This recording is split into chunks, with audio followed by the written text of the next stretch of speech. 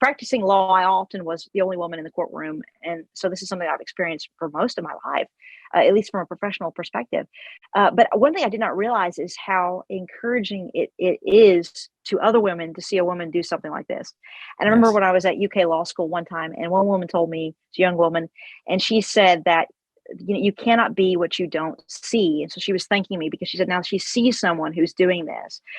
So I did not realize that this was going to be part of God's story for me, but I hope that it is encouraging. And I think that it is encouraging. I have women come up to me all the time that say that they felt like, God has called them into something, and seeing another woman doing this, in the financial sector as an elected official, in a place where there aren't typically men, that just gives them the courage that they can do it too. It's actually been really important, I think, to be a mom and a wife and do this because, and people have different seasons and different responsibilities and different callings. So I'm not saying that every mom out there needs to hold a demanding job like this. That's not the case. You have to do what you feel called to do, what God's leading you in your life to do.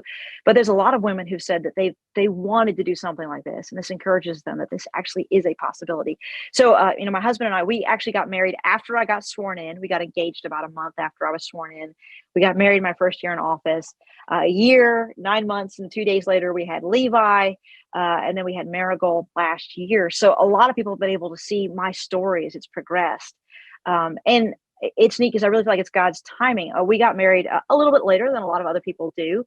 But that was God's timing. And I really feel like that also is an encouragement to people, is that if you're just seeking God and you're trusting God, you're doing what he's led you to do, God can put all these pieces together, who you're supposed to be married to, the children that he wants you to have, how he wants you to do it. So I've always felt like if God is calling me into an elected official's role, and I feel like he has, and he called me to get married, which he did, and he's called me to be a mom of 2 children, he's called me to do each of those things well.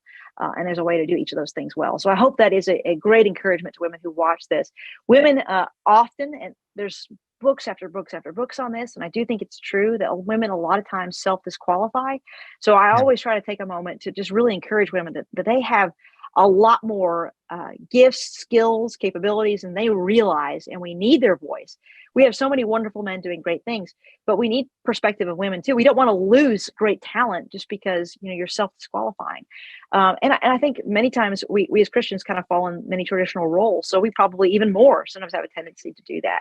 So I'm always trying to encourage women that don't self-disqualify.